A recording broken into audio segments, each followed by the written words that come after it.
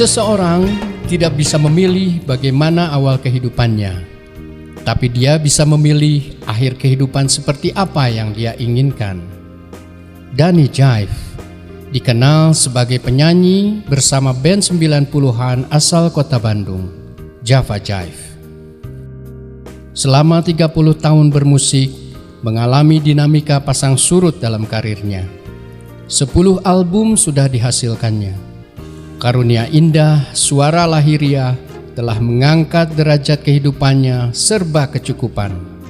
Tapi dia gelisah, ada sesuatu yang dia abaikan dalam kehidupannya. Kemudian Allah memberinya hidayah untuk menjadi pribadi yang lebih berserah dan amanah.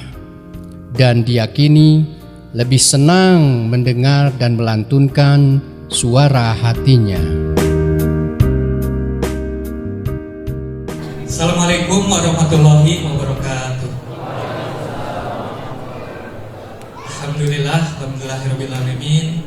Wassalatu wassalamu ala rasulillah wa ala alihi wa sahbihi wa ma'wala. Asyhadu an la ilaha illallah wahdahu la syarika lah, wa asyhadu anna Muhammadan abduhu wa rasuluhu la nabiyya ba'dah. Allahumma sholli wa sallim wa barik ala sayyidina Muhammad wa ala alihi wa sahbihi ajmain. Amma ba'du, teman-teman sekalian, alhamdulillah atas izin Allah pada malam hari ini kita bisa bertemu di tempat yang penuh berkah ini, Masjid Al-Latif, di kajian after work. Mungkin after itu terjemahannya badak ya. Work itu mata pencaharian, kerja ya. Maisha ya. Jadi itu kalau isya itu memang sesudah mata pencaharian gitu. Jadi cocok, ini sebenarnya bahasa kitanya kajian pada isya. Pas lah, alhamdulillah ini. Biasanya ini kalau yang sharing pada malam ini Ustadz ya. Ustadz, tapi malam ini ada sisi lain dari DKM, katanya ingin sharing dari kami sebagai pekerja seni atau artis, walaupun artisnya artis 25 tahun yang lalu. Lawas pisan. Bisa ini ada yang belum kenal juga gitu. Bisa kenal juga dia. Makanya nanti kita kenalan ya. Dan yang penting pasti kita bisa mengambil ibroh, mengambil pelajaran dari pengalaman hidup kita ya, pengalaman hidup kita. Dan tentu saja kalau yang jelek-jeleknya jangan dicontoh ya. Kalau yang bagus-bagusnya bisa jadi pelajaran. Nah, malam ini saya nggak sendirian, alhamdulillah bisa bareng-bareng Kang Danny Gumilar. Ini dikenal juga dengan panggilan Kang Danny Jive. Kalau pernah dengar band namanya Java Jive, ya, nanti lebih lengkapnya Kang Danny akan cerita. Saya sangat bersyukur sekali, sangat bahagia bisa bareng-bareng Kang Danny, karena dari dulu sebenarnya bareng-bareng dengan beliau ini. Satu lagi di radio bareng satu acara ya, Pop on the Air ya. Jadi beliau main musik, saya MC ya. Tapi belum gini nih, hai-hai aja gitu ya. Kemudian waktu rekaman satu label ya. Satu label. Kemudian juga suka beli juga untuk roti di Dago ya, label itu hebat. Label itu benar. Pasti gua ada tahu nih. Kalau yang apa sih? Satu label, kemudian juga selain satu label juga bareng alumni 5 ya. Alumni 4 juga, masya Allah, banyak kesamaan ternyata ya kita ya. Dan yang paling membuat saya bahagia adalah kita ini saudara satu iman. Alhamdulillah, itu yang paling saya bahagia. Dan kita sepakat untuk bikin grup baru ya, kita yaitu grup WA ya. Oke, sebelum saya terlalu panjang, kita persilakan dulu Kang Danny untuk menyapa teman-teman dan juga memperkenalkan diri. Mangga Kang Danny. Bismillahirrahmanirrahim. Assalamualaikum warahmatullahi wabarakatuh. Alhamdulillahirrahmanirrahim. Wassalatu wassalamu ala asrafil anbiya'i wal mursalin Sayyidina wa maulana Muhammadin wa ala alihi wa sahbihi ajma'in. La ilaha illallah malikul haqqul mubin Muhammadur Rasulullah sadiqul wa'dil amin. Amma ba'du. Segala puji serta syukur seharusnya selalu kita panjatkan kehadirat Allah Subhanahu wa taala yang sudah begitu banyak melimpahkan kenikmat kepada kita semua. Syukur yang benar-benar syukur tidak hanya dalam ucapan tetapi juga dalam perilaku. Perilaku kita harus selalu sesuai dengan apa yang sudah diperintahkan Allah. Salawat serta salam semoga selalu tercurah kehadiran junjungan Nabi besar Muhammad Sallallahu Alaihi Wasallam beserta keluarga, para sahabat, tabiin, dan kita yang mengaku sebagai umatnya yang setia kepada ajarannya hingga akhir zaman. Amin ya Allah ya Rabbal Alamin. Ya sahabat funky tapi soleh, wah ini mah luar biasa. Alatif itu sudah dikenal luar biasa. Saya bawa teman namanya Kang Rehan yang di sini. Om, manggil saya juga Om. Kebayang kan? Ya, berarti berapa usianya Om? Itu teh Alatif teh masjid luar biasa katanya. Itu mah markasnya pemuda hijrah. Oh, masya Allah. Jadi saat saya diajak sama Kang Daan untuk hadir dalam kajian, dari judul nanti kajian, aduh Kang, itu apalagi pas tadi diminta Kang nanti di awal mau baca Al-Quran. Subhanallah, aduh Kang tembok kaki itu pilih saya rewas teuing nanti ya, dan saya tuh nembe lelek kahalu gitu. Jadi ya saya luar biasa senang sekali. Mudah-mudahan bersubuhnya kita di tempat ini menjadi taman-taman surga, tempat Allah mencurah-curahkan rahmatnya kepada kita semua. Amin ya Allah ya Rabbal Alamin. Saya Dani Sepriatno Gumilar, itu nama lahir saya, nama populer saya Dani Jaif. Jaif di belakang nama saya itu nama band. Jadi kalau ada yang masih ingat mah lagunya seperti ini. Setiap salat 5 waktu ku ingat dirimu. Setiap salat 5 waktu ku ingin berjumpa. Masih ingat gak lagu itu?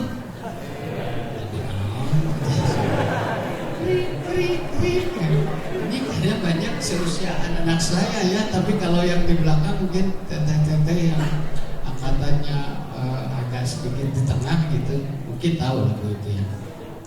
Jadi saya memang berkarir sebagai musisi, sebagai pemusik, sebagai penyanyi dari tahun 89 lah, perintisan dari mulai 89 selesai SMA itu. Nah 89 saya kurang can lahir ya, bukan antara lahir pantesan dong. Jadi ya itu dari 89 saya merintis di musik dan terus jadi musik itu ada dibagi dua gitu ya. Kalau ininya klasifikasi besarnya ada non recording dan recording. Nah non recording itu saya mulai dari 89 sampai 91 saya sudah rekaman solo. Terus 93 rekaman sama band saya yang Java Jaif. Sampai sekarang kita sudah 32 tahun dan masih aktif bandnya, kita masih bersama. Jadi seperti itu. Saya nanti kalau misalnya ada sesuatu yang mau ditanyakan atau apa, kita elaborasi lagi karena ini Kang Daan sudah menampilkan kunciannya gitu ya. Bangga Kang Daan kita. Oh lah jangan baik lah. Oh album ya. Jadi ya langsung aja kalau saya heun lah ini mah saya heun oke. Nah, atau sultan wae gitu. Sultan. Jadi sahabat ya, ini kita tahu ya, semua juga pada pegang ini mah pasti pada punya juga. Atau yang belum punya pengen punya juga ya. Ini namanya apa? Smartphone ya. Handphone, smartphone, ponsel pintar katanya ya. Tak kabayang ayeuna. Yang ini aja benda mati disebut smart. Disebut smartphone, telepon cerdas, telepon pintar. Jadi Gimana kalau yang bikinnya? Ini tuh pasti bikinan kan, tidak ada ujung-ujung aja gitu. Ada saya handphone jelek terus saya kan enggak, tapi pasti ada yang bikin. Nah, yang bikinnya ini kebayang pasti lebih pintar kan, karena dia sudah bisa berkarya, dia sudah bisa membuat sesuatu yang bisa memudahkan hidupnya. Tujuannya untuk apa? Untuk agar si smartphone ini bisa membantu kehidupannya sehari-hari dalam bergaul, dalam mencari nafkah, dalam memonitor anak, memonitor pacar, ya memonitor pacar banyak asa rada lepat ya, bobogohan kayak gitu sih. Nah gitu ya, maka nafsi-nafsi itu mah. Jadi intinya handphone ini dibuat oleh orang gitu ya. Orang itu kebayang orangnya juga orang pinter dan bisa membuat sesuatu yang membuat orang menjadi mudah. Sekarang apalagi kitanya gitu. Kitanya ini jauh lebih pintar dari handphone. Kebayang nggak siapa yang membuat kita ini sampai bisa sepintar ini gitu. Jadi intinya manusia itu semuanya sudah ditanamkan kecerdasan, ada chip kecerdasan yang sangat luar biasa. Nah inilah yang mendrive, yang menjalankan orang ini berlaku mau apapun gitu ya. Dia bisa berlaku sesukanya dia. Dia bisa melakukan amal salah atau amal soleh, tergantung tuntunannya, tergantung referensi yang dia punya. Handphone juga begitu, smartphone juga begitu, tergantung orang yang memegangnya. Kalau orangnya jahat dipakai jahat, kalau orangnya baik soleh dipakai murotal, dengar murotal, dipakai baca Quran. Ada banyak aplikasi sekarang di seputar itu. Nah jadi intinya saya ingin bercerita bahwa kita semua ini sudah ditanamkan oleh Allah kecerdasan yang lengkap sekali. Laqad khalaqnal insana fi ahsani taqwim. Kita sudah diciptakan dengan bentuk yang sebaik-baiknya, baik dari luar maupun dari dalam. Dari dalam kecerdasan itu yang mendrive saya. Alhamdulillah saya diberi kecerdasan yang baik. Jadi sepanjang hidup saya tuh mudah sekali dengan bekal kecerdasan itu.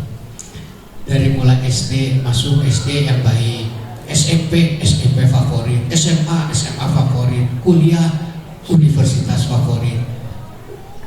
Orang mah bingung cari kerja, saya sudah sejak SMA sudah aktif nyanyi, sudah mendapatkan uang sendiri, jadi itu tidak masalah.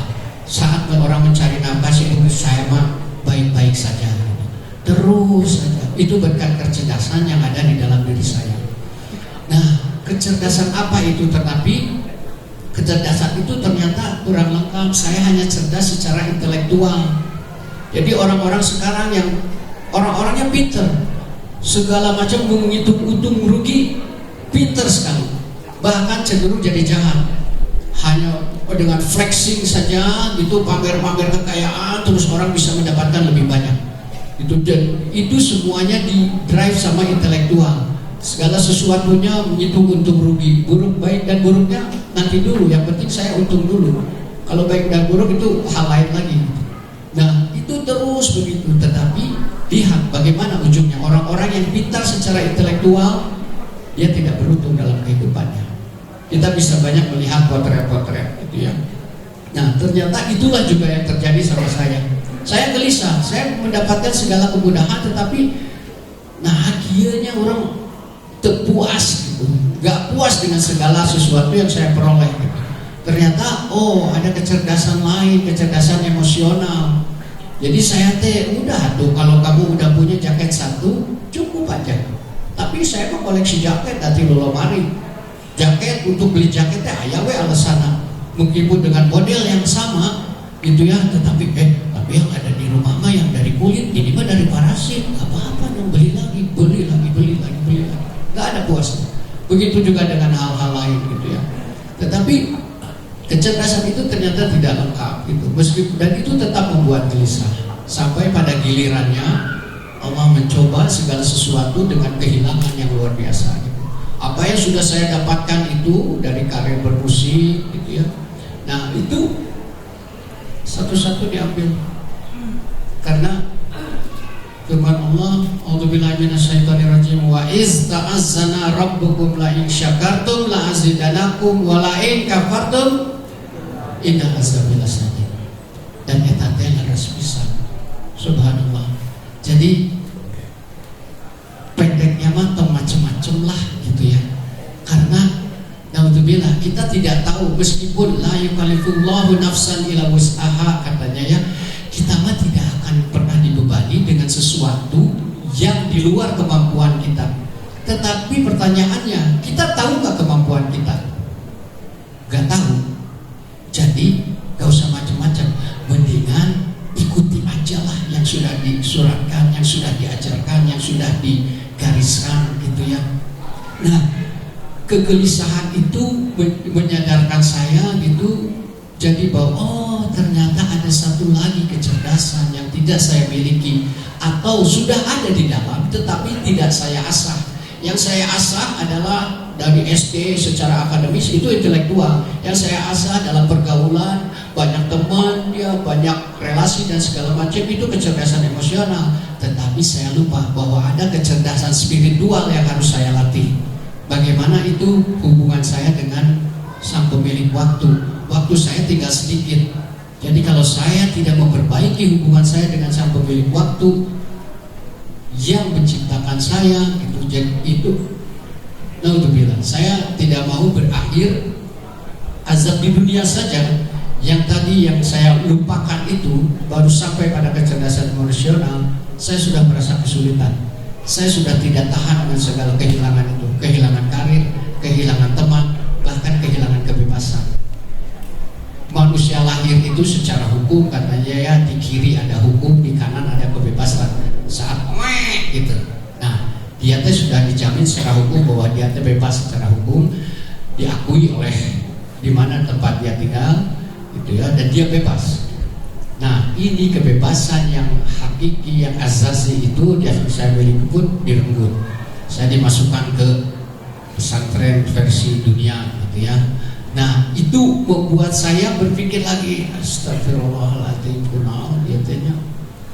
Jadi karir yang luar biasa itu, top-topnya gitu ya, karir itu bukan cuma nyanyi di dalam negeri, tapi sampai ke luar negeri. Bukan cuma nyanyi sama orang-orang dalam negeri, tetapi sama penyanyi-penyanyi luar negeri. Album juga. berapa Kang paling banyak? Album tes saya sudah 8 album. 8 album paling banyak. Paling banyak apanya? Penjualan secara fisik. Penjualan secara fisik itu ya kita juga nggak tahu. Ya. Nah, cenah mah orang teh dibohongan. Iya, Ya, yang kita tahu lah. Nggak tahu ya, dia cenah mah 1 juta, 2 juta gitu ya. Ya. Sampai ya 1 juta ya secara. Di album pertama tahun 93 itu katanya 500.000 kan. 500.000. Ya, sampai kopi ya. 500.000 Dulu kopi. bentuknya masih kaset. Betul. Dan di album kedua katanya laku 1.200.000 katanya. Dan itu pencapaian yang luar biasa. Luar biasa. Karena kita sama-sama mengalami keadaan. Gitu. Jadi secara material itu ternyata nggak cukup. Bukan itu yang kita cari gitu ya.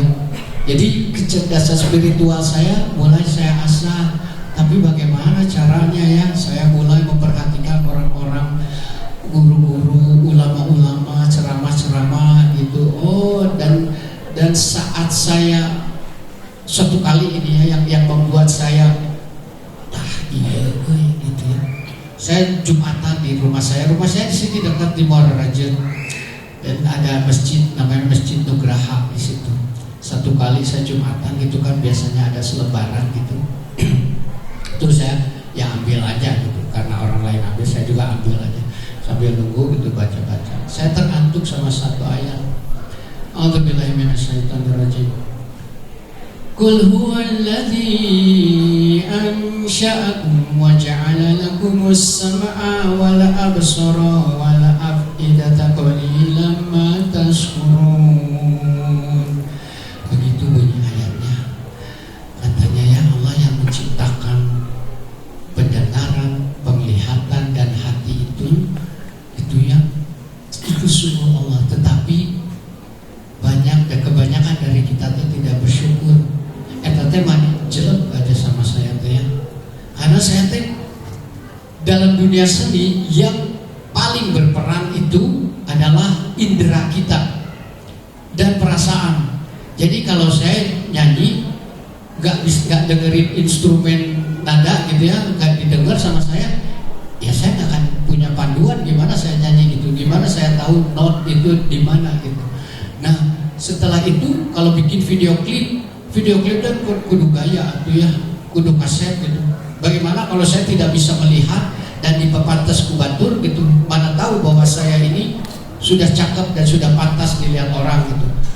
Kali aja saya di atasnya dikasih jas, tapi ke bawahnya kan lancian pondok atau tukang menanam gitu kan, menjadi sesuatu yang aneh juga. Nah itu tuh wal afidah dan hati saat saya berkarya itu saya merasa estetika itu ditentukan oleh hati. Nah dari situ saya bisa, oh ini lagunya enak banget, pantas untuk dipromosikan. Karena apa? Karena dengan kepantasan dipromosikan itu akan mendukung penjualan. Dengan adanya penjualan itu saya tidak merugikan perusahaan tempat saya bekerja, dan saya akan mendapatkan keuntungan berupa bonus maupun royalti gitu ya kalau dalam seni. Nah itu tuh kembali ke saya menjadi bekal untuk muhasabah saya. Astagfirullahaladzim, selama ini ya mata saya dipakai untuk melihat yang bukan hak saya, pendengaran juga demikian dipakai untuk mendengar hal-hal yang buruk gitu ya. Dan hati saya juga sering berkelana kemana-mana, punya angan-angan yang tebararunggu gitu. Benar-benar saya ini tidak bersyukur, pantas saya teh diazab sama Allah gitu. Dengan begitu teh kumaha atau apa tuh yang harus saya lakukan ya. Dan itu tuh kalau sudah kita punya kesadaran ke situ, ya Allah mah aduh maha penyayang, maha pengasih, maha penyayangnya teh benar sangat terasa oleh saya. Ghafir zambi wa qabilit taubi, maha memberikan ampunan dan maha menerima tobat. Yang atas jalan hijrah adalah tobat itu, dan saya berusaha bertobat dan terus selalu bertobat atas segala sesuatu yang saya lakukan. Dan alhamdulillah kan dengan begitu apa yang saya cari, maksudnya ketenangan ya, sukses, pengen sukses, tapi saya mau lebih pengen selamat daripada sukses.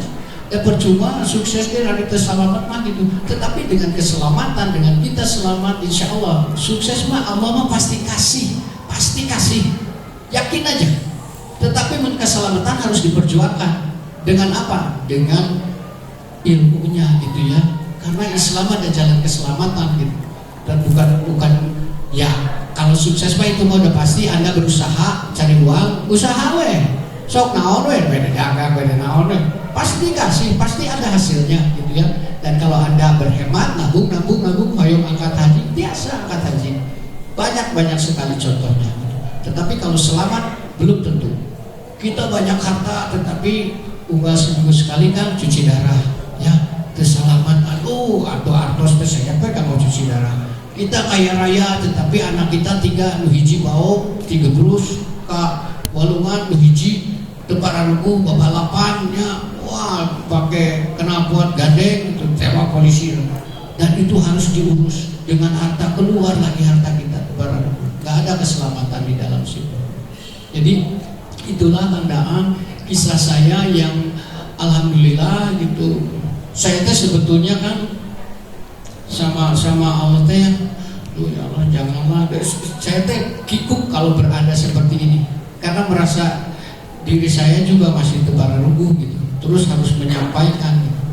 Nah, dan lagi-lagi saya meminta kepada Allah, ya Allah kalau memang saya harus menyampaikan, tambahkan ilmunya, berikan kepercayaan diri kepada saya gitu. Dan saya teh masih power berbicara soal ini. Tetapi saya ingat maknya dari baheula ngaco wani, sieun-sieun ajar gaspor belum ari ayeuna bicara soal kebaikan, bicara tentang motivasi, mengarahkan orang kepada kebenaran, banyak sieun gitu.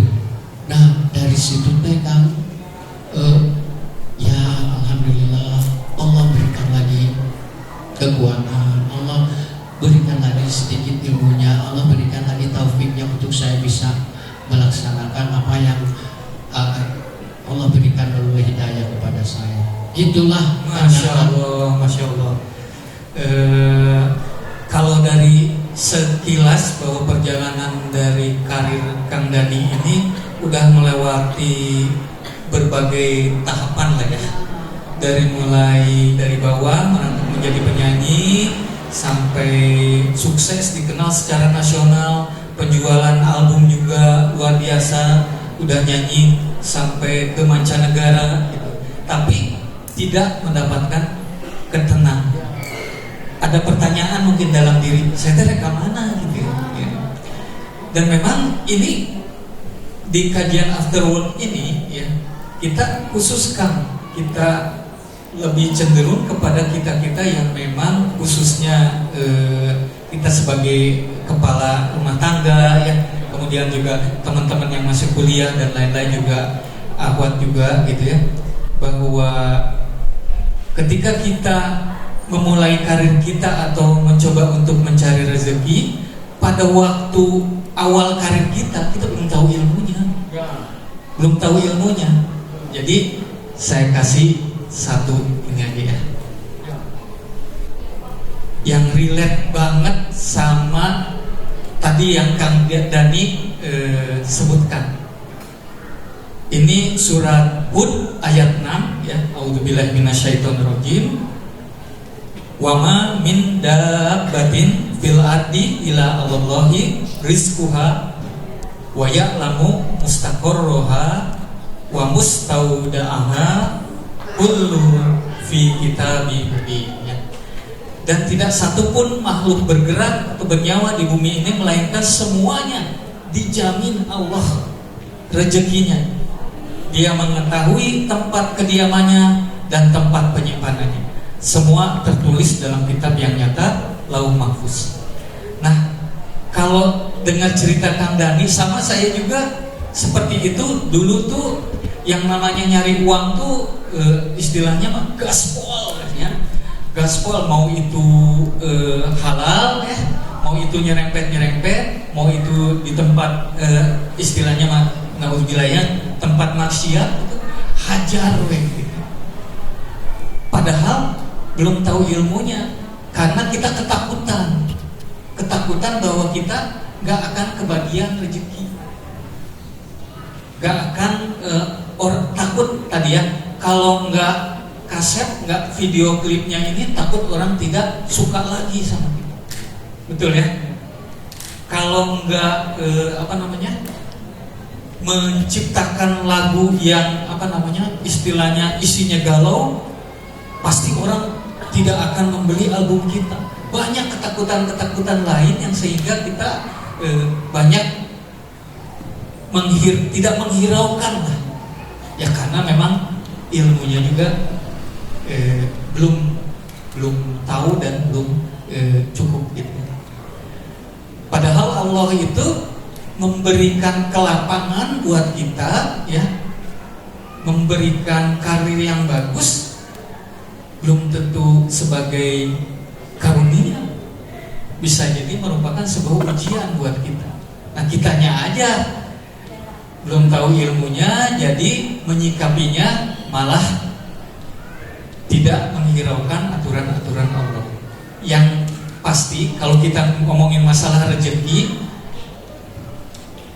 selain kita yakin bahwa setiap makhluk ya, ini dabah itu sebenarnya artinya adalah binatang yang melata ya, binatang yang tanpa tangan, tanpa kaki ya, tidak bisa kemana-mana, tempatnya juga di lubang yang paling dalam di lautan, tapi Allah menjamin rezeki buat makhluk tersebut. Apalagi kita yang diberi kemampuan, bisa berpikir, bisa punya kelebihan, bisa smart tadi kata Dani ya.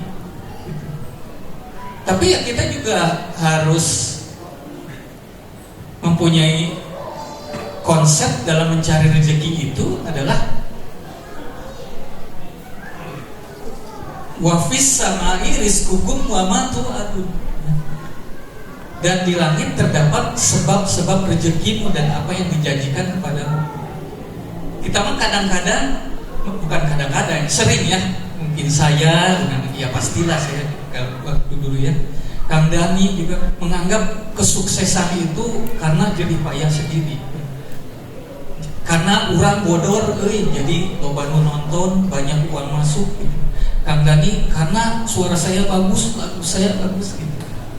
Kita nggak ngerti ilmunya bahwa semua sumber rezeki itu sebenarnya dari langit, yaitu dari Allah.